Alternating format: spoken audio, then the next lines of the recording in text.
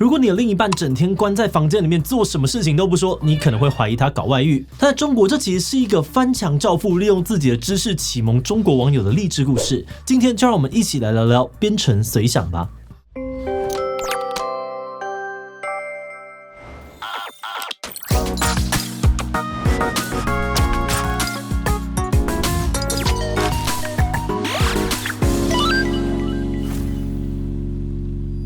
Hello， 大家好，我是志奇。大家都知道，中国政府对于网络审查很严格。如果想要看一些国家不希望你看到的讯息，就得要学会翻墙，或者说是科学上网。那如果是想要学习翻墙，就不能不提到编程随想这个部落格。编程随想在中国的网络界是近乎传奇般的存在。除了教大家如何突破中国的网络封锁，还会整理好墙外的敏感资讯给大家。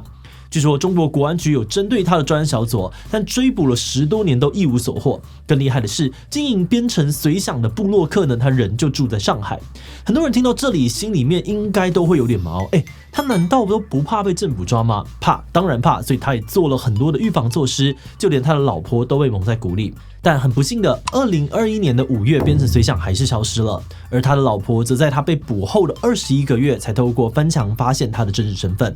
到底编程随想发生了什么样的事情？中国政府是怎么发现它的？今天就让我们一起来讨论看看吧。不过在开始今天讨论之前，先让我们进入到工商服务时间。很多人都希望上班前可以在家里好好为自己煮一杯咖啡，但是大部分的家用磨豆机只能够做到手冲的粗研磨，无法做到意式的细研磨。如果手冲意式都想要喝，可能就要购买2台以上的磨豆机。不过这次 Varia 推出了 VS3 长加磨豆机，可以一次解决你的需求。这台磨豆机荣获日本精品咖啡协会的设计大奖，它多达180段的可调刻度，可以满足各种冲煮方式所需要的颗粒粗细。另外呢，他们独家的76.5度倾斜设计与防静电处理，让研磨前后的咖啡粉重量几乎一致，可以说是零残粉。如果你也希望能够完美的呈现咖啡豆的风味，现在就赶快点击资讯栏的网址去逛逛吧。现在预购还会再送价值990元的吹气豆仓哦。今天的故事，我们或许可以从一位名字叫做贝正颖的中国女性说起。贝正颖说自己很普通，人生没有遇过什么大风大浪。在大学时认识了同班同学阮小环。一开始呢，她对于阮小环的印象就是一个电脑很强又很热心的人。她每个礼拜都会花1-2天的时间帮同学解答问题。后来贝正颖常在自修的时候巧遇阮小环，2个人才越走越近。那虽然贝正颖后来才知道这些巧遇其实都是阮小环故意制造的，但贝正颖还是很喜欢她阳光开朗的个性，而且很仰慕她热爱新知识博学多闻的样子。他们交往的很顺利哦，结婚之后就住在上海，过着岁月静好的生活。如果真的要说有什么特别的，就是阮小环有一点奇怪。在电子支付非常盛行的中国，阮小环不用微信或者是支付宝，大部分的消费都是付现金，最多就是刷卡。此外，她还非常的注重隐私，常常一个人躲在书房里面工作。如果贝正颖打开门，阮小环还会变得暴躁。一开始，贝正颖以为他只是太热爱程式设计师的工作，不希望被打扰。而且阮小环在工作上面也真的有一番成就。在2008年呢，曾经担任公司的研发组长，负责监督北京奥运的资讯安全，甚至还有政府背景的杂志专访过他。可是后来阮小环变得越来越孤僻，不只抱怨工作没有挑战性，还干脆辞职，整天关在房间里面。有一天贝正颖终于忍不住问阮小环到底在忙些什么，没有想到呢，阮小环就叫他先去学好程式设计再说，不然说了也不懂。而随着时间过去呢，贝正颖也有点放弃了，他们的关系也变得越来越疏远。直到2021年的5月10号，突然有警察上门把阮小环给抓走。警察说，阮小环正在写部落格，想要推翻政府，所以在他们家搜索了整整12小时，确认贝正颖什么都不知道后才离开。贝正颖刚开始很气阮小环，居然隐瞒这种大事，让他陷入险境。但后来他回想起过去的相处点滴，认为阮小环应该不至于做什么犯法的事情，决定要相信他。贝正颖就这样子等了21个月，才等到审判开庭。在法庭上面呢，贝正颖终于看到阮小环，也在那个当下，他过去曾经有过的责怪还有猜忌都烟消云散。因为当时的阮小环呢，眼神虽然还是很明亮，但整个人看起来非常憔悴，原本的黑发都变成了白发，这让贝正颖非常心痛。他实在难以想象，在这一段期间呢，阮小环到底经历了什么样的事情，才变成这个样子。本来贝正颖以为收到判决书之后就可以知道阮小环隐瞒真相，结果看了还是一头雾水。判决书宣称阮小环对于政府长期存在不满情绪，发表超过100篇文章，影响了大量的网民，触犯了煽动颠覆国家政权罪，所以判处7年有期徒刑。可是判决书里面完全没有提到阮小环的部落格名称、文章内容或者是相关证据。贝正颖还是不知道阮小环实际上面做了什么、写了什么，这是他第一次想要自己翻墙找真相。贝正颖找了一间网咖学会怎么样安装翻墙软体之后呢，在 Google 搜寻列打上了2021失联部落格，这是他少数能够想到的关键字。没有想到事情意外的顺利哦，跑出来的第一篇中文资料是亚洲周刊的报道，内容是在探讨一个名叫做编程随想的部落格为什么突然消失。而贝正颖又搜了编程随想，发现呢，它本来是一个分享程式语言、电脑技术相关的部落格。但从2009年的5月开始，中共政府更加限缩网络自由之后，编程随想决定要写一些技术以外的东西，教大家怎么样翻墙，并且公开很多中国政府不希望人民看到的资料。比如说，他的部落格就针对6·4事件整理了超过30篇的系列文章跟照片，而在2016年还根据各大的外媒以及网络上面的公开资讯，整理出了中国共产党的权贵阶层，里面包含了130多个家族、700多人的资料。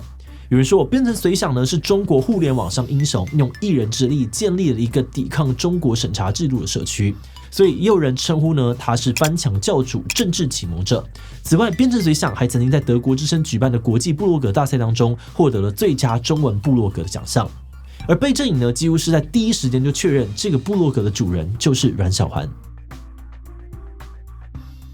首先，贝正颖发现编程随想所推荐的书都是阮小环爱看的。再来，部落格的内容跟判决书还有阮小环的日常生活都完全相符。判决书指控的阮小环在2009年的6月开始颠覆政府，而编程随想也确实在2009年的6月11号说要转变风格。2017年底，阮小环曾经因病卧床，而编程随想在那段时间也都会提到最近比较忙，所以更新比较晚等等。最后呢，贝正颖也强调，编程随想的用字遣词他一看就知道是阮小环。比如说，编程随想曾经发表一篇为何朝廷总是抓不到俺的文章，分享他是怎么在中国安全的反政府。贝正颖说，那种渴望学习跟分享，同时又充满自信，甚至还有点自大的口吻，完全就是阮小环。此外呢，也有网友为了找出编程随想的下落，跑到中国的社工库上面肉搜他。社工库呢是一个中国骇客的聚集地，他们会把外泄的用户数据收集起来并归档在这里。有人在社工库呢查询编程随想 Gmail，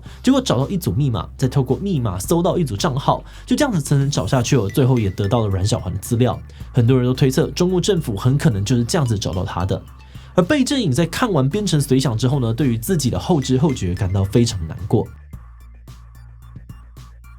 其实之前在中国知名作家刘晓波被抓走的时候呢，阮小环就曾经问过贝正颖说，如果某天国安人员也把他抓走了，贝正颖会不会也去奔走为他请律师？当时贝正颖要阮小环不要乱开玩笑，但他看了编程随想之后才知道阮小环当时可能是认真的。贝正颖承认，刚开始看阮小环的文章时，的确心惊胆战，满头大汗。毕竟他们的父母都经历过文化大革命，常常阻止他们批评社会现况。但贝正颖认为，中国宪法35条保障人民的言论自由，阮小环的部落格只基于事实发表他个人的观点，不应该被扣上煽动、颠覆国家政权这类的重罪。那就算真的有罪好了，阮小环也没有受到公开、公正、公平的审判。他认为这不只是侵犯到了阮小环的合法权益，也挑战习近平所宣导呢要依法治国的理念。所以贝正颖决定要上诉2审，为阮小环讨公道。贝正颖先是找来了专业的人权律师帮忙，又接受了《纽约时报》美国之音等等的外媒的访谈，后来还开推特公开这个阮小环就是编程随想的消息，想要争取编程随想的读者声援。在这个过程当中呢，贝正颖虽然面临了不少的压力像是他在家呢，只要听到楼梯有声音就会心跳加速，接受外媒的视讯采访时呢，也会开大音乐，试图要遮蔽掉任何可能的窃听设备。但她还是很有信心，认为自己呢只是一个为丈夫走司法程序的妻子，政府不会也不应该对她怎么样。她认为不能够因为看到很多不正常的事情就觉得正常的事情不正常，那样实在太可悲了。甚至她还买了高音喇叭每周呢都会去看守所附近，用自己的方式向阮小环传递讯息。她想让阮小环知道，大家都已经知道她是编程随想了，她并不孤单。今年的5月底呢，法院突然无限期的延迟对于阮小环上诉的裁决，而贝正颖很乐观的解读说，这是因为政府正在考虑减刑。没有想到2周之后，贝正颖的推特账号就消失了，从此再也没有公开发言。他的律师曾经表示说，贝正颖说他很安全，但没有办法再发表进一步的资讯。有人认为这可能表示中国政府已经警告他应该要保持沉默。当我们看到贝正颖的故事时呢，很为他感到难过，因为他一直坚信言论自由，也对中国的法治抱持着希望。没有想到现在连他也没有办法再为自己发声。有人可能会批评阮小环因为他在网络上面太高调，在现实当中呢又隐瞒妻子，才导致贝正颖也跟着陷入险境。甚至有人会嘲笑他，明明在教别人维护资讯安全，结果自己却栽在上面。不过我们很佩服阮小环的精神他曾经在部落格当中提到，大家可以不关心政治，但政治却会来关心你。所以想要透过编程随想培养民众的公民素质，如果大家愿意参与公众事务，发表自己的诉求，同时不被人洗脑的话，才有可能透过非暴力革命实现中国政治的转型。只是很遗憾的，这在中国一直都不是一个很容易的事情。所以我们也希望透过这集让更多人看到阮小环与贝正颖的故事，除了延续他们的影响力，也希望借此响应阮小环发起的非暴力革命。那最后，我也想来问问大家，如果你是贝正颖丈夫有天莫名其妙的被抓走，你会怎么做呢？ A 应该会跟他一样为爱奔走救援吧。B 会很担心，但不会出面，因为当初阮小环选择隐瞒，就是不希望他参与其中。C 我应该在他当初神秘实习的时候就会直接离婚了吧。D 写这种东西就是想要推翻政府我会切割。